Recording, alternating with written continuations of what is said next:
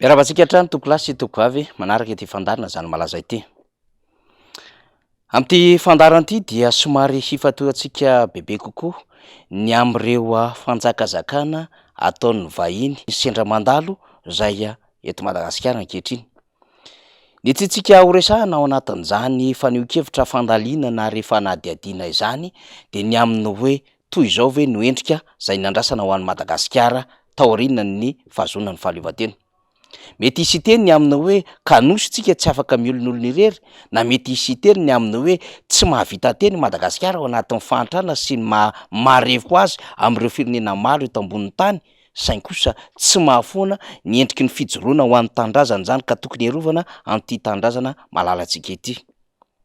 Matetika manko mipetraka ny fanontaniana ny amin'ny hoe raha toa moa ka tsisy ijoro, tsisy aro ity Madagasikara ity, iza no mba afaka hametraka ny toerany eo amin'ny sehatra iraisam-pinena ka mahatonga ny resabe nandeha tamin'ny fotoan'andro zay nahafatesany amiral Dider Ratsiraka ny amin'ny hoe foazy rehefa mandroso Madagasikara.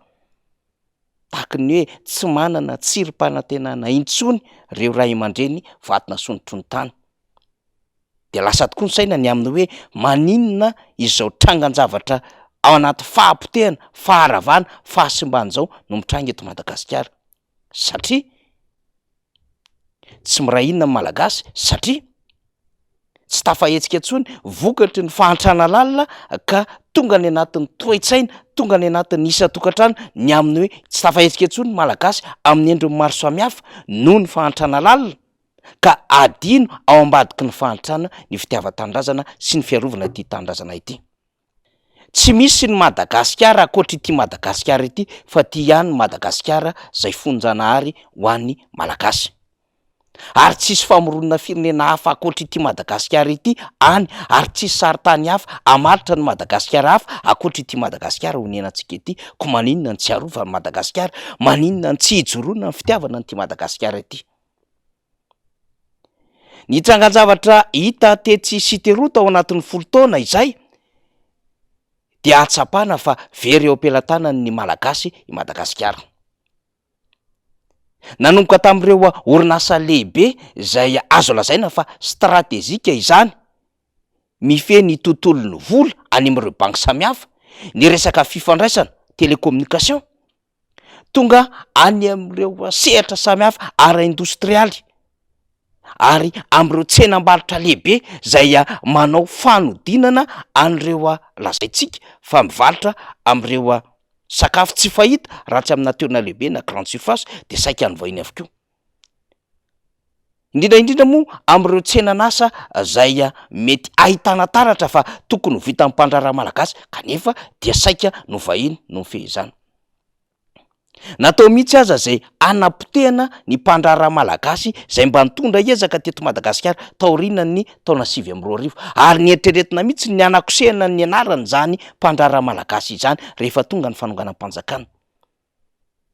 De tsy nafaly ny sasany nahita mpandraraha malagasy ny ezaka ary nampiroborobo ny tontolo ara-pamokarana zay nifandraika tamin'ny malagasy 900 marao-nisa tany ambanivohitra.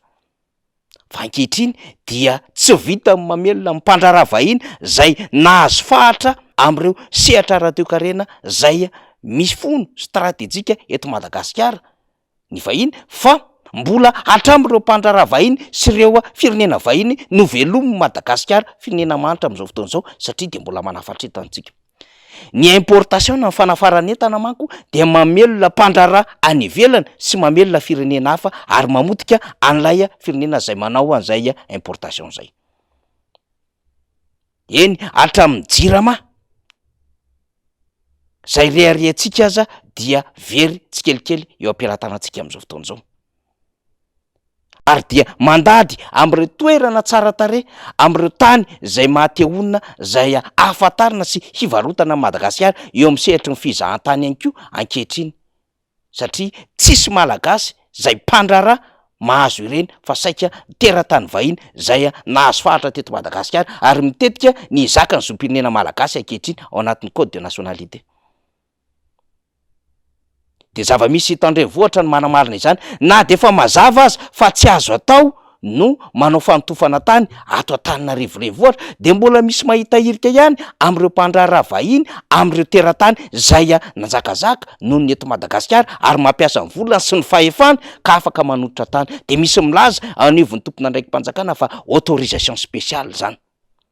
Fa firy amin'ny malagasy mba te handraharaha, firy amin'ny malagasy mba te hahazo tany tsara, ahazo izany autorisation spéciale na fahazon-dalana manokan'izany.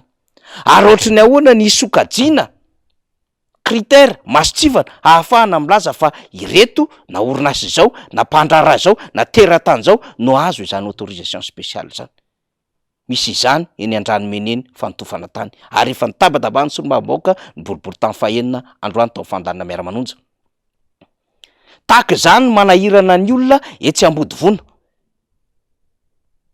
zay efa nampiasa ny tany antaonany maro kanefa dia ketrena hoesorina am'izany tany izany, fa misy mila hony, misy mpanambola mila hony ary misy teratany hafa ivelan'ny malagasy miketriketrika hony zany. Tsy tany saitsika intsony ny zava-misy amina faritra maro samihafa eto Antananarivo renivohitra, tsy ho tany saitsika ny amin'ny zavatra zay fa saika ny bakoavin'ny hafa ny parka botanika zoolozika eny Tsimbazaza. Marobe raha izany tontolo ny fananatany sy fizakatany eto Madagasikara zany, ary very tanteraka eo am-pelantanana malagasy. Ibetsy mitantatra aza moa zay rehare ary napetraky dadabe nampona ho anisan'ny saringezabe ho an'Antananarivo ary hikajiana an'izany hoe famohan-drano sy hikajiana ny fotoanany mahamay-tany ka ahafahana mamokatra izany, dia ketrehan'ny sasany ho bakoavina ary ho totofana. Ny fitondram-panjakana mihitsy no saika motera tao ambadika zany na mevana ireto vahiny ireto zay niasa sinonina maritra teto Madagasikara. Malemy ao anatrehan'izany rehetrarehetra izany vaoaka malagasy satria ny mpitondrany no mamevana an'ireo teratany vahiny zay mbola mikendry ny zaka ny zom-pirenena malagasy ireto. Malemy ao anatrehan'izany ny malagasy satria sahirana, manitra, nona ka tsy manana herintsony hanoerana. Malemy ao anatrehan'izany malagasy satria efa eo an-tanan'ireo vahiny ireo avokoa ankehitriny ny sehatra rehetrarehetra ka mampiteny ny anarany ary anjakazakana izy ireo na ny tontolon'ny fitsarana na ny tontolon'ny fitandrona ny filaminana, satria saika mpitandro ny filaminana tokony ary vaoka de miandry ny isam-baravarana sy orinasa an'ireny vahiny samihafa ireny. Malemy ao anatrehan'izany ny malagasy ankehitriny satria vitsy no mahay mamaky teny sy manoratra sy mahadika ny endriky ny lalàna amin'ny teny vahiny ka fitahana eo anatrehan'izany noho ny tsy fahaizana, noho ny tsy fahalalana amin'ny akabeany any ambanivohitra, satria betsaka ny ankizy zay tsy miditra ary mitsoaka an-tsekoly ankehitriny. Zany rehetrarehetra zany no tranga hita amin'ny fiarahamonina, tsy Antananarivo fa tonga hatrany Mahajanga, toerana zay nametrahan'olona aman-taona ny tao anatin'izany tanàna izany no misy manongotra moramora fotsiny ireo teratany malagasy. Tonga hatrany Antsohihy, tonga tany amina toerana maro samihafa zay hitantsika tahaky ny any Toliary, tahaky ny any Toamasina, tahaky ny any Fianaratsoa sy ny sisa sy ny sisa. Ny fanjakana zay very no ray aman-dreny, ny fanjakana zay nampalaza ny mpanjaka fahiny ny amin'ny hoe mitandro ny tany tsy ho zaraina amin'ny hafa ary nametrahana lalàna hoe tsy omena ny vahiny, izy indray ankehitriny no manome malalaka izany ho an'ireo teratany vahiny. Satria anjakazakany ny vola, anjakazakany ny fahefana efa tafiditra ary efa eo am-pelantanana an'ireo vahiny ankehitriny zay vitsy de vitsy sisa ambany malagasy, de malemy eo anatrehan'izany malagasy ka tsy afaka mihetsika intsony. Anairana ny sainy rehetra ny zava-misy ankehitriny, handomana ny ato fanahany rehetra raha mbola misy fanahy sy rama malagasy ny amin'ny hijoroana ny fiarovana tanindrazana amin'ny lafin-javatra maro ankehitriny. Satria mitomany ny mpiray tanindrazana, marary ny mpiray tanindrazana, mitaraina ny mpiray tanindrazana, antony nahatonga antsika nakaloha hevitra mahakasika izany ny amin'ny hoe tokony fotoana mba ho valalabe mifo ny vahoaka malagasy fa tsy ho valalabe mandry intsony.